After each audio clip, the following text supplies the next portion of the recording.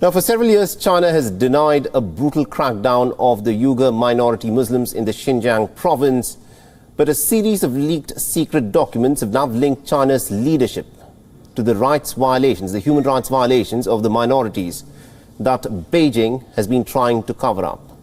At least about 11 documents and 300 unique pages that have been put online contain several excerpts of speeches that have been made by the Chinese leadership since 2014, including 3 speeches by the Chinese President Xi Jinping on the issue of mass roundups, population control, and also the need to punish the Uyghur minority Muslim population. Some of these speeches are marked top secret. They were leaked to a German academic, Adrian Zenz, who has been sanctioned by the Chinese government. In the leaked documents, the highest leaders of the Chinese Communist Party called the Uyghur re-education and relocation to rectify an imbalance in the Uyghur and the Han population in Xinjiang. The secret papers show multiple links between the demands of the Chinese leadership in 2014 and also the subsequent human rights violations that China has been carrying out in Xinjiang ever since. Now, activists claim that the document shows the Chinese leadership's long-term intention to commit a cultural genocide by wiping off the Uyghur culture. In late 2016, before the implementation of the unprecedented measures of interning almost about 1 million Uyghur minority Muslims in Xinjiang, a copy of these provocative speeches were handed to Xinjiang's cadre as study material to prepare them to implement these inhuman measures.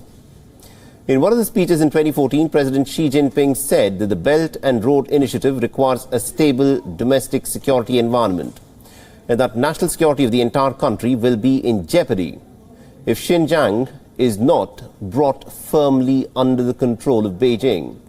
He even called for an all-out battle to prevent Xinjiang's quote-unquote terror activities from spreading across the country. In another document, Xinjiang's party secretary Chen Quanguo has called for the region's vocation re-educational facilities to be operated unwaveringly for a very long time to come. Now, other documents lament the severe imbalances in the distribution of the ethnic population and also a severely mono-ethnic population structure in the southern Xinjiang province. The fresh leak was mentioned at a special session of the UK-based Uyghur Tribunal on the 27th of November. China has repeatedly maintained that political, economic and religious freedoms in Xinjiang are fully guaranteed to the minorities there. China also says that the camps actually aim to combat separatism and Islamist militancy in the region.